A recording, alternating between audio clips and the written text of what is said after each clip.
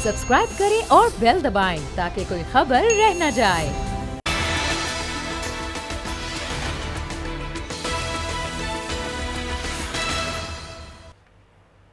अस्सलाम वालेकुम, मैं हूं फैसल अजीज़ ख़ान। बहुत अच्छी और बहुत बड़ी ख़बर है। आखिरकार 2 माह बाद मस्जिद नबवी माशाल्लाह से खोल दी गई है। SOPs के साथ अब नमाज़ें अदा होंगी। सबको ये अहकाम जारी किए गए हैं कि वो घरों से वज़ू कर आएंगे, जायनमाज़ साथ लेकर आएंगे और बच्चों को साथ लेकर नहीं आएंगे। तो ये जो SOPs बनाई गई हैं सऊदी हुकूमत की जानिब से, इस वक्त मस्जिद नबवी के अंदर उनको लागू किया गया है। लेकिन सबसे अच्छी ख़बर यह है कि सबसे अहम मस्जिद हमारी खोल दी गई है, जिसके बारे में शुबहात थे कि अब और बंद रहेगी। अभी हरम नहीं खोला गया है, खाने काबा इस वक्त उस तरह से नहीं खुला है नमाजियों के लिए और उम्रे के लिए। सिर्फ इंतज़ामिया वहाँ मौजूद है, वही नमाज अदा कर रही है। लेकिन एक स्टेप आगे चले गए हैं। अब ये जो SOPs हैं ये कितने इंपॉर्टेंट हैं और इन SOPs पर अमल दरामद करना कितना ज़रूरी है। सारे मुस्लिम ममालिक के अंदर जो SOPs बनाए जा रहे हैं मसाजिद में, इबादत गाहों में, वो कितने इंपॉर्टेंट हैं और ये मरहलावार जैसे सिस्टम आगे बढ़ेगा तो सारे सिनेरियो को किस तरह से कवर किया जाएगा।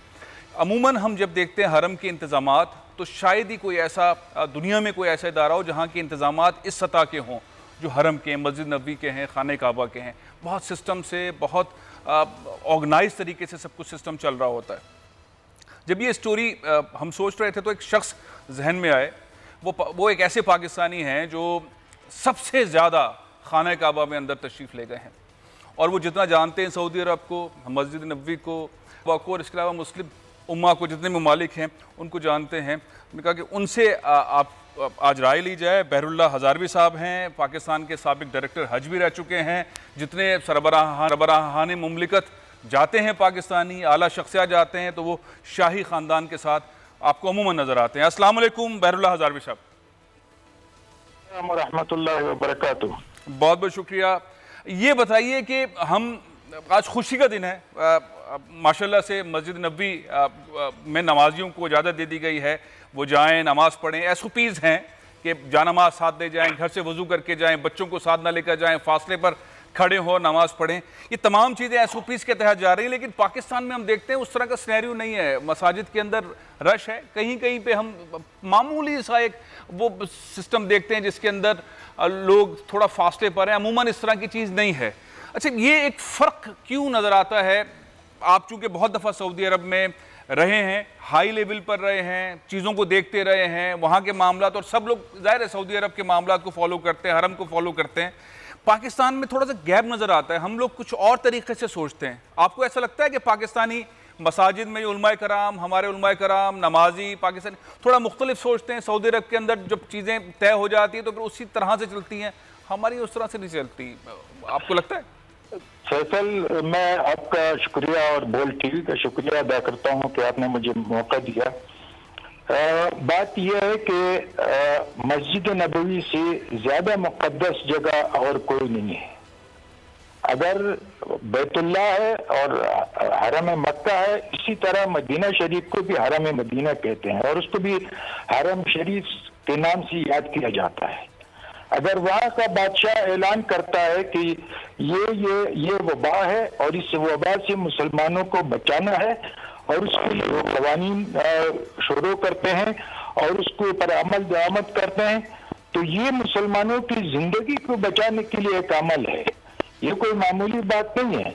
लेकिन जैसे आपने बताया, आज दुनिया भर के मुसलमानों के लिए उमूमन और अहलियान मदीना मनोरा के लिए खुसूसन खुशी और मुसर्रत के लम्हात थे जब पिछले जुमे को शाह सलमान बिन अब्दुल अजीज ने हरमैन शरीफैन की जो इदारा है शेख सुदेश, उसके सरबराह है, उनको ये हुक्म दिया था कि 31 मई को फजर की नमाज के लिए हरम खोल दिए जाएं। और लेकिन उसमें सेहत की जो बुनियादी हिफाजती इंतजाम थे उसको मद्देनजर रखा जाए। और आज 77 दिन के बाद फजर की नमाज नए तोसी हिस्से के अलावा बैरूनी सफा में भी अदा की गई, जबकि हरम शरीफ का पुराना हिस्सा और रोजा शरीफ का हाल बंद है। अच्छा, रोज़ा शरीफ बंद, वहाँ पे मान लीजिए सलामी के लिए नहीं तशरीफ ले जा सकते, जो नमाज पढ़ने जाएंगे वो पुराना हिस्सा जो है मस्जिद नबी का वहाँ हिस्सा बंद है और रोजा शरीफ बंद है, यानी रियाजुल जन्नह में नहीं जा सकेंगे, रियाजुल जन्नह में नहीं जा सकेंगे, बाबुल इस्लाम की तरफ से नहीं गुजर सकते। आज फैसल ये खुशी की बात ये थी कि मस्जिद नबवी के तमाम दरवाजों पर नमाजियों का रास्ता खोलने से कबल उनके जिस्म के दर्जे हरारत को भी मुआयना किया गया और उसके लिए जरूरी लोग मौजूद थे और हिफाजती तदाबीर पर अमल को मुकम्मल यकीनी बनाया गया। आज जब मस्जिद नबी में नमाजी दाखिल हुए तो हर एक के पास अपना जानमाज भी था, नमाजियों ने मास्क और दस्ताने पहन रखे थे। अच्छा हजारवी साहब, ये बताइए कि हम ये खुशी मुसरत का दिन है, माशाल्लाह से SOPs के तहत अमल दरामद हो रहा है। पाकिस्तान के अंदर नरमी हुई, ईद से पहले हुई, हमारे मुख्तलिफ मकातब फ़िक्र के उलमाए कराम ने इजलासों में शिरकत की, प्रेसिडेंट ऑफ पाकिस्तान ने इजलास किए, वज़ीर आज़म पाकिस्तान ने इजलास की, गवर्नर हाउस के अंदर इजलास हुए, SOPs बनते रहे, लेकिन हम उनको अमल दरामद होता अपनी मसाजिद के अंदर नहीं देख रहे हैं। हम अपने मसाजिद में उस तरह से नहीं देख रहे कि लोग घरों से वज़ू कर आए, वहीं मस्जिद के अंदर ही वज़ू हो रहे हैं, उसी तरीके से जानामाज लेकर नहीं आते हैं, सैनिटाइज़र नहीं लगा रहे हैं, मास्क नहीं लगा रहे हैं। ये किस तरह पाकिस्तान में समझाया जाए? आप क्या समझते हैं, जब सऊदी अरब में इतनी मुक़द्दस जगह के ऊपर SOPs पे अमल दरामद हो रहा है, तो पाकिस्तानी इस पर अमल दरामद करने में क्यों हिचकिचाहट का मुजाहरा कर रहे हैं या इतनी पाबंदी क्यों नहीं करते? ये हमारे उलमा, ये सिर्फ हुकूमत की जिम्मेदारी नहीं है, ये हमारे उलमा की जिम्मेदारी है कि उलमा के मदारिस है, उलमा है मौजूद हैं और उनकी ये जिम्मेदारी है कि वो मस्जिदों को इस वबा के उसके लिए जो कवानीन मरतब किए जाए उसके ऊपर मुकम्मल, ये मुसलमानों के फायदे में है, ये इंसानियत के फायदे में है। ये अगर मक्का मुकर्रमा में और मदीना में उस पर अमल हो सकता है तो हमारे पाकिस्तान में, कराची में, लाहौर में, इस्लामाबाद में, पेशावर में इस पर अमल हमारे सामने नमूना मौजूद है मस्जिद नबवी का। वहाँ बहुत बड़े उलमाए किराम है, मक्का मुकर्रमा में ताहाज नहीं खोला गया। आप ठीक कह रहे हैं, पूरी पाकिस्तानी कौम जो है, हजारवी साहब, पूरी पाकिस्तानी कौम जो है वो आशिकान रसूल सल्लल्लाहु अलैहि वसल्लम है।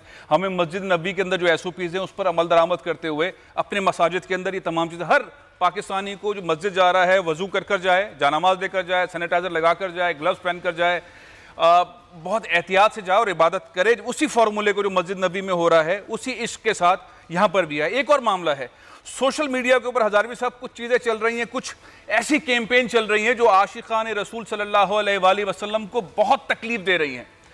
73 के आइन के तहत कादियानी मुसलमान नहीं हैं, लेकिन हम बार बार देख रहे हैं कि कोई ना कोई ऐसी कैंपेन चल जाती है, किसी टेलीविज़न चैनल पर चल जाती है, किसी सोशल मीडिया के अंदर चल जाती है। ये जो कादियानियत है, मैं 2-4 उलमाए कराम से भी चाहूँगा, अगर अहमद उनसे कनेक्ट कर दीजिए तो उनको भी इसमें ले लें, उसके बाद एक रिपोर्ट भी दिखाऊंगा, लेकिन पहले उलमाए कराम से बात कर लें।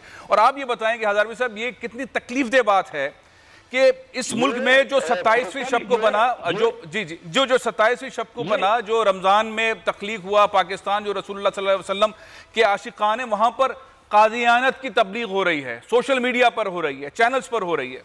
जी हजारवी साहब, देखो जी, हमारी जो अक़ीदे की बुनियाद है वो खत्म नबूवत है। अगर नमाजें भी पढ़े, रोजे भी रखे, सारी जिंदगी 5 नमाजी भी पढ़ ले, गरीबों का ख्याल भी रखे, सब कुछ करे, लेकिन अगर उसकी खत्म नबूवत पर ईमान नहीं है तो वो मुसलमान नहीं है। तो ये हमें ये चाहिए कि इस वक्त हम ये मुसलमानों के खिलाफ ये बहुत बड़ी साजिश है और पाकिस्तान में वाहिद मुल्क है जहाँ जिसने अपने आईन किया है कि खत्म नबूवत का मानने वाला जो न माने वो काफिर है। तो इसमें कोई दूसरी राय हो नहीं सकती। और मुझे बड़ा और हर मुसलमान को दिली तौर पर यह अफसोस होता है कि इस तरह इस मुल्क के अंदर जो कलीमा की बुनियाद पे वजूद में आया, जहाँ उलमा ने, जहाँ पर मुसलमानों ने कुर्बानियाँ दी, वहाँ खत्म नबूवत का मसला खत्म हो चुका है। अभी जो न माने खत्म नबूवत को वो काफिर है, वो काफिर है। कादियानियों से मुतालिक तबलीग करने वाले, टेलीविज़न चैनल्स पे स्टोरी चलाने वाले, सोशल मीडिया के ऊपर चीज़ों को प्रमोट करने वाले, इनसे मुतालिक क्या इकदाम होने चाहिए? मेरी कोशिश है कि मुफ्ती तारिक मसूद साहब से हम बात करें, मुफ्ती इमरान बशीर साहब से ही बात करें, लेकिन हज़ारवी साहब, ये जो हम कानून बना लेते हैं उन पर अमल दरामद नहीं हो पाता, उन पर अमल दरामद नहीं होता, चीजें बढ़ती रहती हैं, सोशल मीडिया पे आती रहती हैं। हमें फैसल, अगर आपका टीवी है, आपका चैनल है, बोल टीवी है, अगर हमारी निज़ाम तालीम में दूसरी जमात से लेकर के और एमए तक ये खत्म नबूवत को पढ़ाया जाए, जो खत्म नबूवत को न माने वो मुसलमान नहीं है। उसको अपने आप को मुसलमान कहलाना मुसलमानों के पेट में छुरा घोंपने का है, मुसलमानों की पीठ में छुरा घोंपने। मुफ्ती इमरान बशीर साहब हमारे साथ मौजूद हैं। मुफ्ती साहब अस्सलाम वालेकुम। ऐसा मामला बहुत बढ़ गया है, ये तो सबको मालूम है कि कादियानी मुसलमान नहीं हैं, और जिस तरह से हज़ारवी साहब भी कह रहे हैं, लेकिन सोशल मीडिया पे चीज़ें चलना शुरू हो जाती हैं, किसी चैनल पर चीज़ें चलना शुरू हो जाती हैं, वो माफ़ी मांग लेते हैं, लेकिन वो चीज़ें चलती रहती है और इस तरह तबलीग होती रहती है। लोगों को समझ नहीं आता, डॉज हो जाता है सोशल मीडिया के ऊपर, इस अंदाज से पेश किया जाता है कि एक धोखाधही वाला मामला है। अल्लामा मौलाना इमरान बशीर साहब, ये जो मामला है कादियानियत का, इसकी तबलीग के हवाले से क्या हिदायत है?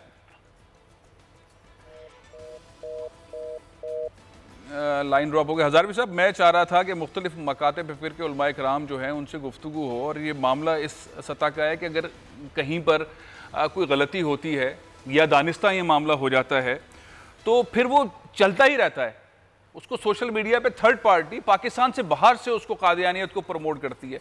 आम पाकिस्तानियों को अंदाज़ा नहीं होता ये आयतें, ये चीज़ें किस तरह से प्रमोट हो रही हैं, और फिर वो जो आप बात कह रहे हैं और जो आशिकानी रसूल सल्लल्लाहु अलैहि वसल्लम उनको तकलीफ़ होती है, वो तकलीफ़ का मरहला फिर जारी रहता है। फिर हुकूमत फिर हम देखते हैं ना पैमरा उस तरह से हरकत में आती है, ना पीटीए उस तरह से, पाकिस्तान टेलीकम्युनिकेशन अथॉरिटी उस तरह से हरकत में आती है, और चीज़ें स्लो उनकी कैंपेन चलती रहती है।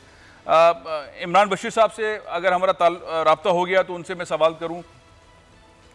राब्ता नहीं हो सका, हाँ राब्ता नहीं हो सका है तो मुफ्ती तारिक मसूद साहब से भी कोशिश करेंगे बात करने की। हज़ारवी साहब, ये जो मामला है कि अगर हमारे सरकारी इदारे अगर उसके अंदर वो प्ले ना कर रहे हो मामला, वो जिम्मेदारी ना उठा रहे हों, तो फिर क्या किया जाए?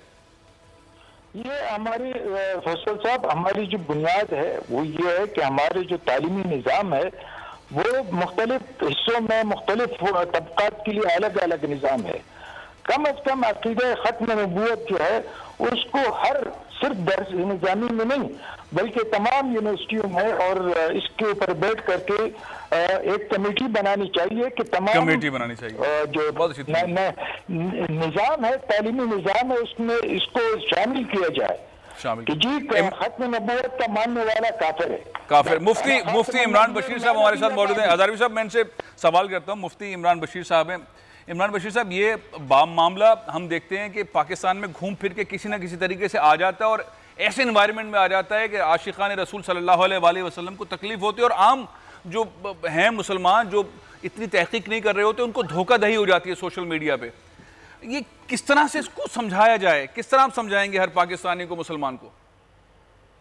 फैसल भाई, बहुत शुक्रिया, आपने खत्म नबूवत के हवाले से हमें भी कुछ हिस्सा डालने का मौका दिया। इसमें मैं ये एक तो ये अर्ज करूंगा कि हमारे मीडिया पे बार बार इसका तज़किरा होना चाहिए, जुमा के खुतबात के अंदर होना चाहिए, और ख़ास तौर पर इस बात को बार बार लाना चाहिए कि नबी करीम सल्लल्लाहु अलैहि वसल्लम के दौर में तमाम गज़वात के अंदर 259 के करीब मुसलमान शहीद हुए पूरी ज़िंदगी मुबारक में।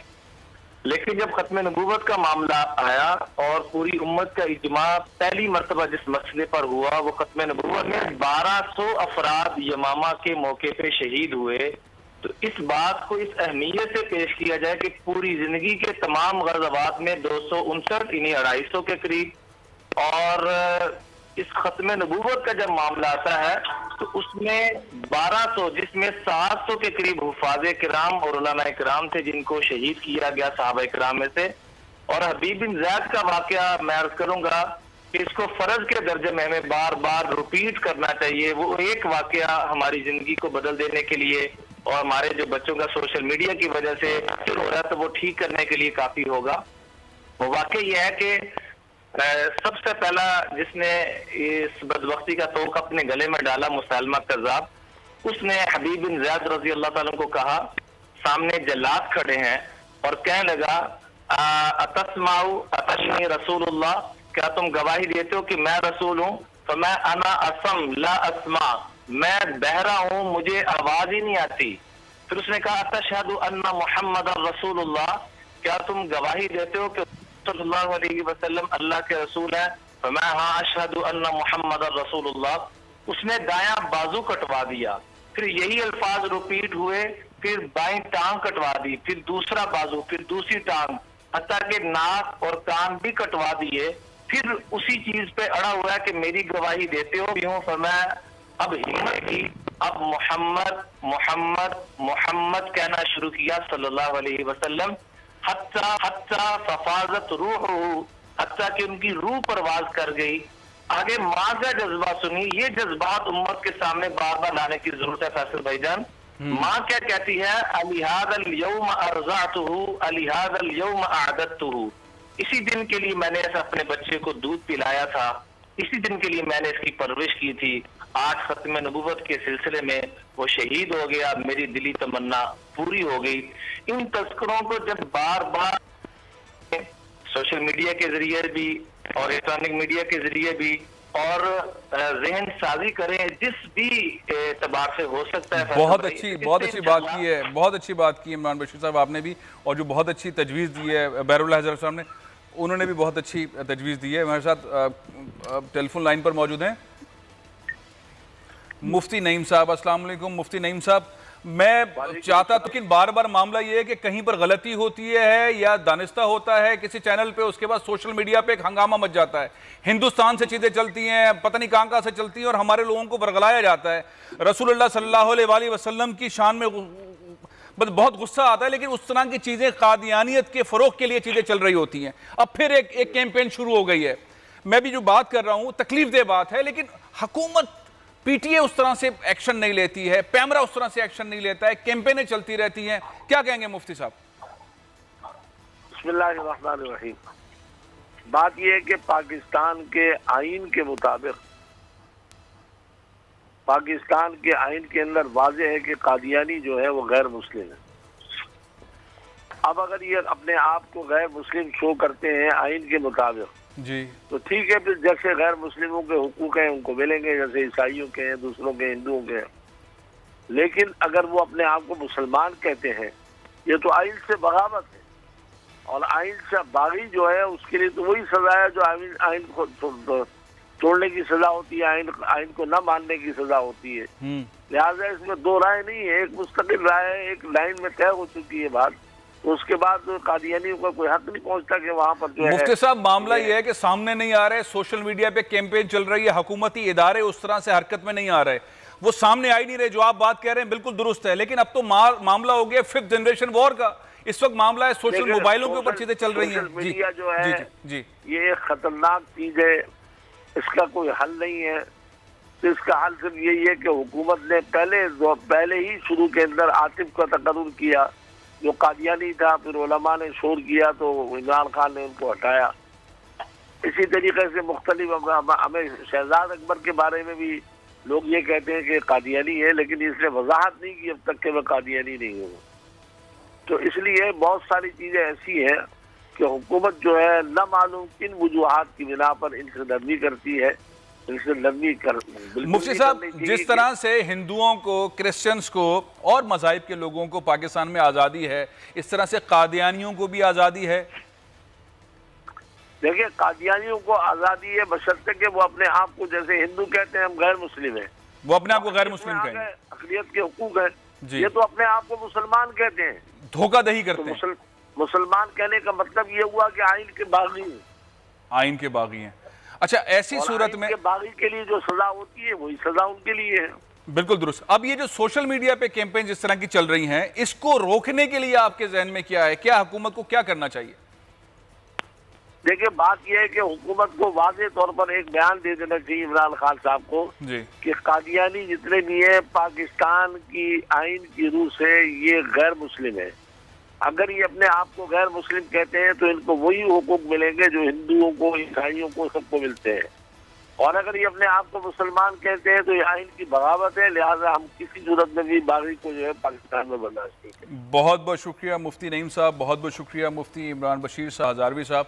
मामला ये है कि साजिशें फिफ्थ जनरेशन वॉर के थ्रू हो रही हैं। सोशल मीडिया पे चीज़ें आ जाती हैं, टेलीविजन चैनल पे चल जाती हैं, चैनल से माफ़ी मांग लेते हैं, फिर वो चलती रहती हैं, चलती रहती हैं, चलती रहती हैं। हिंदुस्तान फ़ायदा उठाता है, सारे दुनिया के अंदर ह्यूमन राइट्स डिफेंडर खड़े हो जाते हैं और पाकिस्तान के अंदर हुकूमत खामोश रहती है। हुकूमत क्यों खामोश रहती है? मुफ्ती नईम साहब ने बहुत खुलकर बात कह दी कि वज़ीर-ए-आज़म पाकिस्तान को उसके ऊपर खुल्लम खुल्ला बात करने की ज़रूरत है।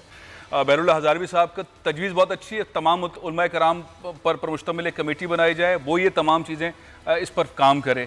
तीसरी अहम तजवीज़ बहुत अच्छी कि तमाम उलमाए कराम जुम्मे के खिताबात के अंदर लाजमी तौर पर ख़त्म नबूवत के मामले को ज़रूर डिस्कस करें ताकि ये तमाम चीज़ें आम लोगों की नॉलेज में हो और सोशल मीडिया पर दिफा करने के लिए भी सारे पाकिस्तानी, सारे मुसलमान आशिक़ान रसूल सल्लल्लाहु अलैहि वसल्लम मजबूती के साथ आगे रहें। ब्रेक ले रहा हूँ, ब्रेक के बाद हम बात करेंगे कि कोविड-19 तेज़ी से आगे बढ़ा है, पाकिस्तान के अंदर अमवात में तेज़ी से इजाफा हो रहा है, हो क्या रहा है, इक़दामात हो क्या रहे हैं, इस पर बात करेंगे इस ब्रेक के बाद।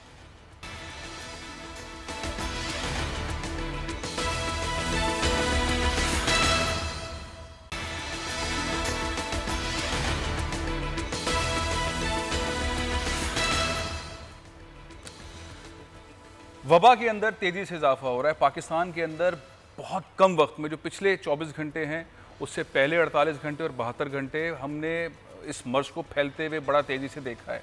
हलाकतें भी बड़ी तेज़ी से हो रही हैं, लोग जहाँ बाग हो रहे हैं।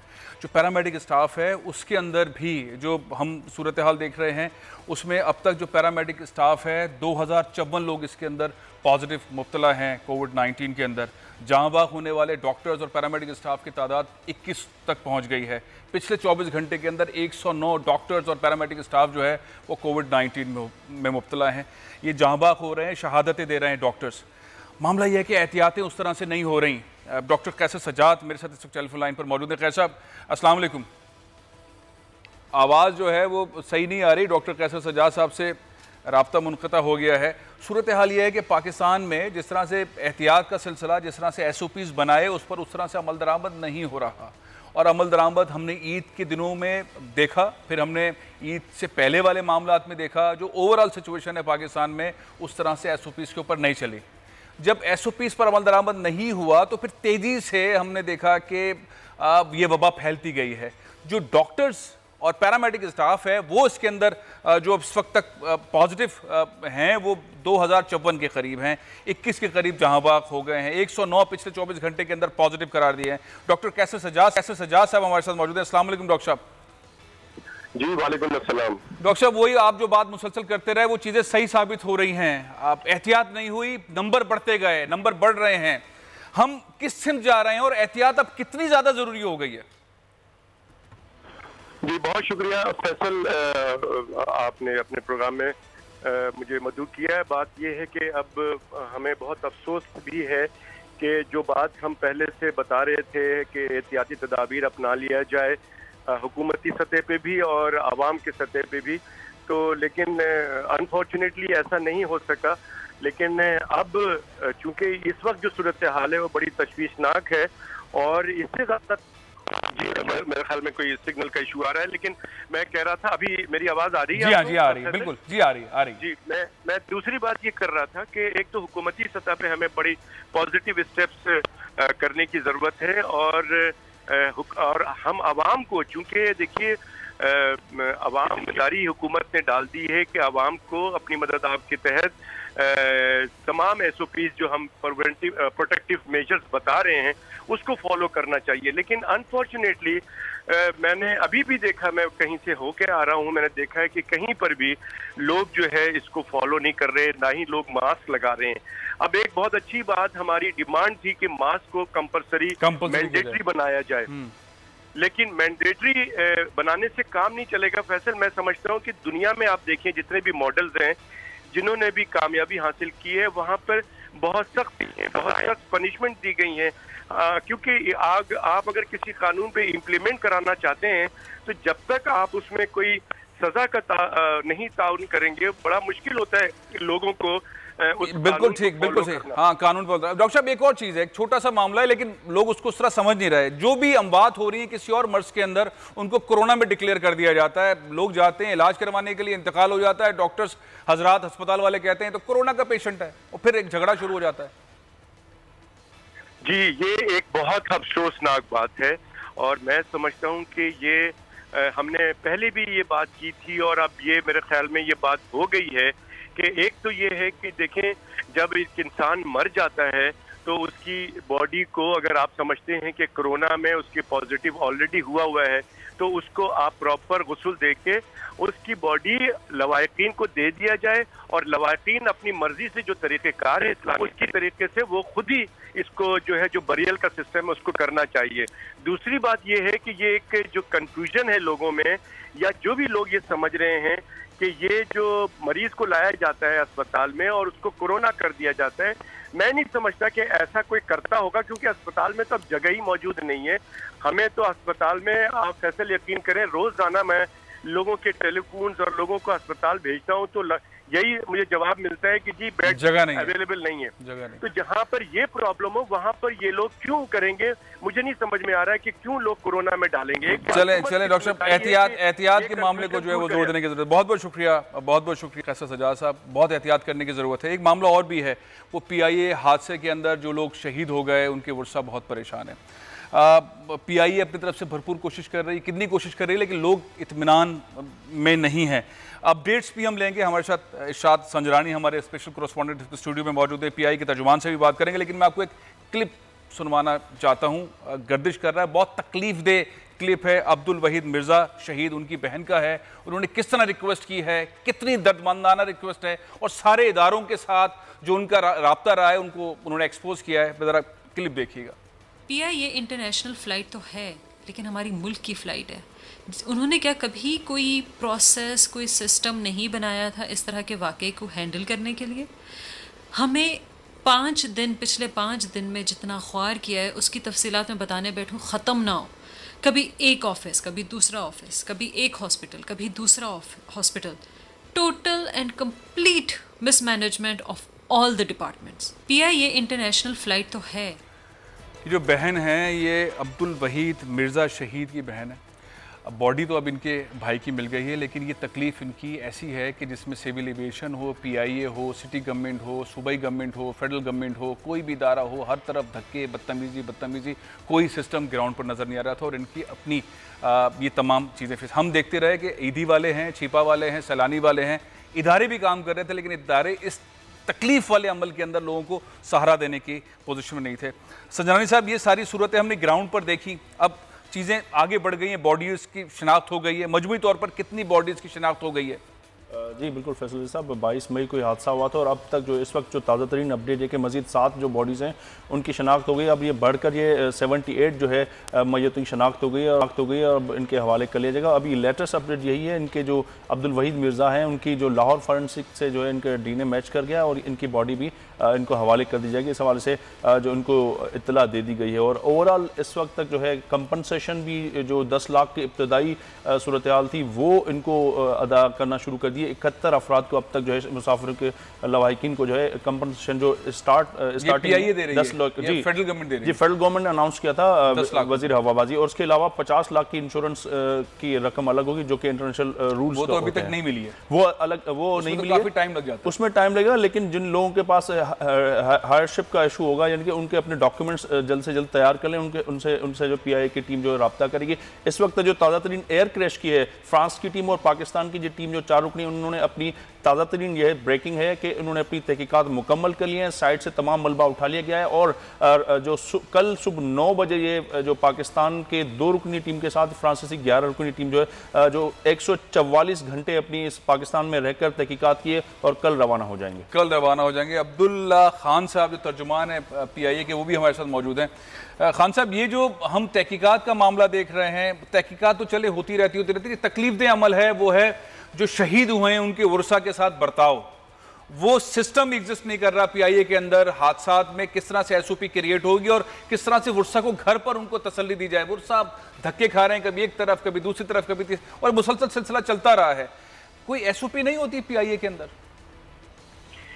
बहुत शुक्रिया और बहुत शुक्रिया आपने इस बात के ऊपर मुझे मौका दिया, बिकॉज ये वाली वीडियो या इससे पहले जो एक दो वीडियो जो वायरल हुई है उसके ऊपर रिपीटेडली ये इंप्रेशन गया है कि शायद पीआईए की तरफ से किसी के साथ राब्ता नहीं किया जा रहा, या पीआईए बिल्कुल भी लवाहिकीन के साथ या तो उनके साथ कोई सिंपथीज नहीं दिखा रहा या उनकी किसी किस्म की मदद नहीं कर रहा। मैं आपके फोरम से एक बात क्लियर करना चाहता हूँ, आई अप्रिशिएट दैट कि आपने मुझे ये प्लेटफॉर्म प्रोवाइड किया। देखिए, पीआईए के अंदर एक इंटरनेशनल एयरलाइन होने की हैसियत से जो हमारे इंटरनेशनल ऑपरेशनल ऑर्डर सर्टिफिकेशन मिलती है, उसमें इमरजेंसी रिस्पांस का एक पूरा मैकेनिज्म और एक पूरा प्रोटोकॉल होना मस्ट है। पाकिस्तान में इनफैक्ट पीआईए का इकलौती एयरलाइन है जिसके पास एक पूरा सेटअप है कि जैसे ही हादसे की सूरत में अगले 30 मिनट के अंदर अंदर हमारा इमरजेंसी रिस्पांस सेंटर एक्टिवेट हो जाता है, जिसका पहला काम ये होता है कि उन तमाम लवाहिकीन से रब्ता करके उनको एक्सीडेंट की इंफॉर्मेशन के मुतालिक इतला देनी है। मीडिया तो अपना काम करता है कि फौरन से पहले हादसे का बताता है और मैनिफेस्ट भी मीडिया के ऊपर बहुत जल्दी चल जाती है, लेकिन एक्चुअली पीआईए की तरफ से ऑफिशियल कंफर्मेशन तमाम लवाहिकीन के को खुद फोन करके दी जाती है। ये जो मजीदी या आरिफ इकबाल साहब की फैमिली थी या आदिल रहमान या इनाम रहमान साहब की अपनी फैमिली के साथ जो जिंदगी में वीडियोस बनाए, मैं सबके साथ बात करूं, इनके साथ सबसे आपने बात की होगी, लेकिन एक इत्मीनान का लहर जो होनी चाहिए, जो ओनरशिप होनी चाहिए, ओनरशिप में के अंदर कमी आई। लेकिन बहुत बहुत शुक्रिया, अब अपना वक्त दिया, बहुत बहुत शुक्रिया इरशाद संजरानी साहब। ब्रेक ले रहा हूँ, ब्रेक के बाद मामला ये है कि 1 लाख से ज़्यादा रेस्टोरेंट्स हैं पाकिस्तान में, बंद हैं। एसओपीज जिस तरह की आनी चाहिए उस तरह की आ नहीं रही, सब कुछ खुल रहा है, रेस्टोरेंट्स क्यों बंद हैं, इस पर हम बात करेंगे इस ब्रेक के बाद।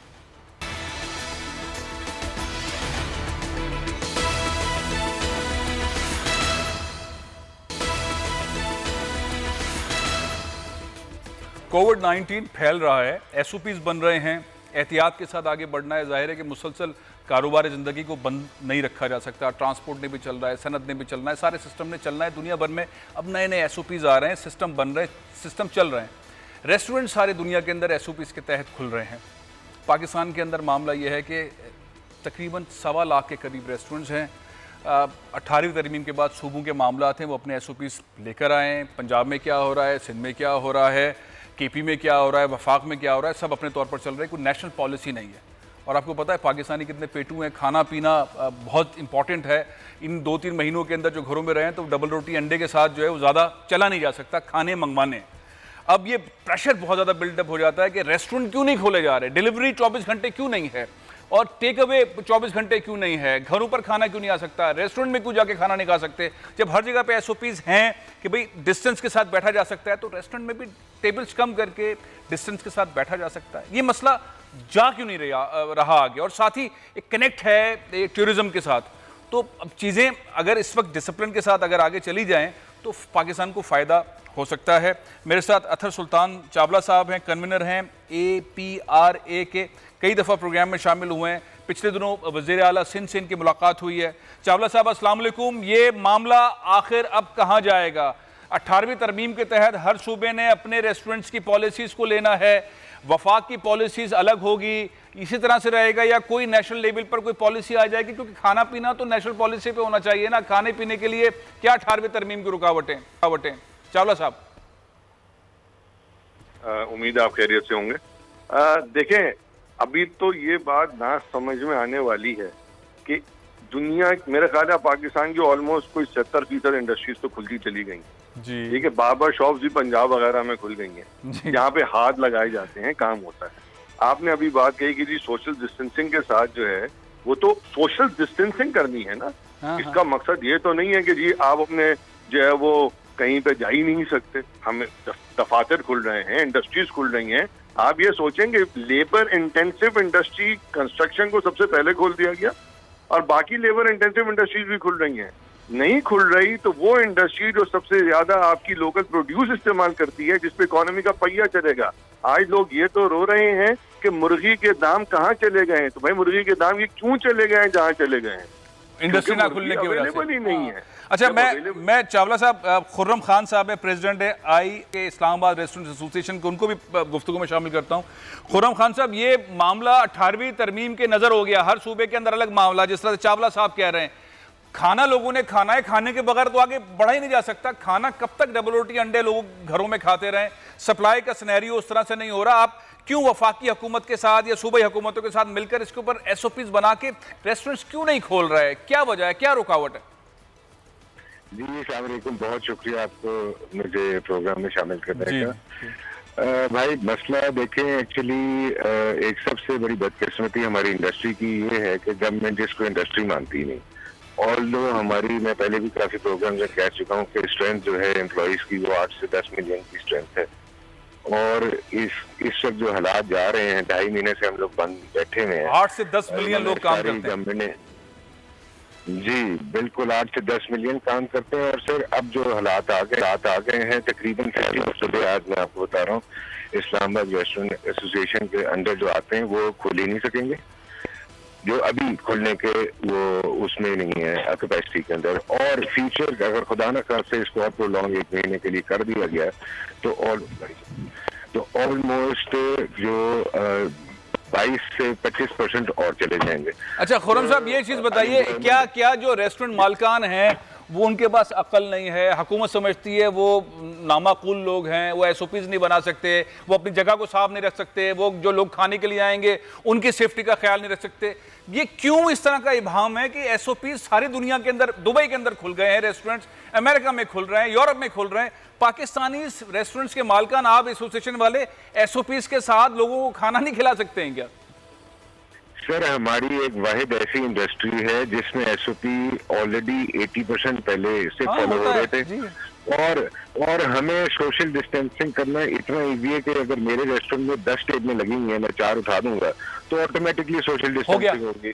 ऑल्दो अभी भी जो हम टेबल रखते हैं, चूंकि गेस्ट की प्राइवेसी होती है, हर टेबल को 3 से 4 फुट दूर करके रखते हैं ताकि दूसरी टेबल की गुफ्तगू। रुकावट कहाँ है खुर्रम साहब? ये इंप्लीमेंट क्यों नहीं हो रहा? ये मसला हम बार बार डिस्कस कर रहे हैं, बार बार कर रहे हैं, अवामी प्रेशर है, लेकिन हल क्यों नहीं हो रहा? देखिए जी, हम खुद बड़े परेशान हैं। कल NCOC की मीटिंग के अंदर एक बड़ी अजीब सी मुझे वो जो उन्होंने ऑर्डर्स पास किए हैं या होने जा रहे हैं कि ये मार्कीज को और ये शादी हॉल है, वेडिंग हॉल्स, उनको खोलने की इजाजत दी जा रही है और रेस्टोरेंट्स की इजाजत नहीं दी जा रही। बार्बर शॉप जैसे अतर भाई ने कहा वो खुल गई है। मुझे कल, मैं चूंकि लाहौर में भी रेस्टोरेंट है, वहाँ पर भी रिहाइश है इस्लामाबाद में, लाहौर जिमखाना का कल मुझे मैसेज आता है कि जी जिम्नेजियम हमारा खुल चुका हुआ है सुबह 9 बजे, 1 जून से सुबह 9 से लेकर शाम। बहुत बहुत शुक्रिया खुर्रम साहब, बहुत बहुत शुक्रिया चावला साहब। मामला ये है कि पाकिस्तानी कौम बगैर नहीं चल सकती, कोई कौम भी नहीं चल सकती, लेकिन हमें आदत है खानों की। और ये SOPs 18वीं तरमीम की आड़ में सियासत हो रही है, गड़बड़ हो रही है, आवाम को तकलीफ दी जा रही है। फिर 8 से 9 मिलियन लोग, 10 मिलियन लोग इससे इंडस्ट्री से वाबस्ता हैं। इंडस्ट्री है ही नहीं, इसको इंडस्ट्री का दर्जा देना चाहिए, इसमें आना चाहिए, इस प्रोसेस को कंप्लीट होना चाहिए। प्रोग्राम ये ख़त्म कर रहा हूँ, लेकिन आपको एक वीडियो दिखाता हूँ ईद मिलन की। एहतियात हो कैसे रही है, PTI की जो लीडरशिप है वो किस तरह से ईद मिलन पार्टियां कर रही है। एक तरफ हम वज़ीर आज़म पाकिस्तान की 5 वज़रा के साथ बैठकर इजलास देख लेते हैं जिसके अंदर वो एहतियात की बातें करते हैं। दूसरी तरफ उनका एक MNA MP बोलता है भाई आए मैं अपने हल्के में ईद मिलन करूंगा। आप ईद मिलन पार्टी देखें, मुझे इजाज़त दीजिए, इंशाल्लाह फिर मुलाकात होगी, लेकिन ज़रूर ये वाला ज़रूर क्लिप देखिए।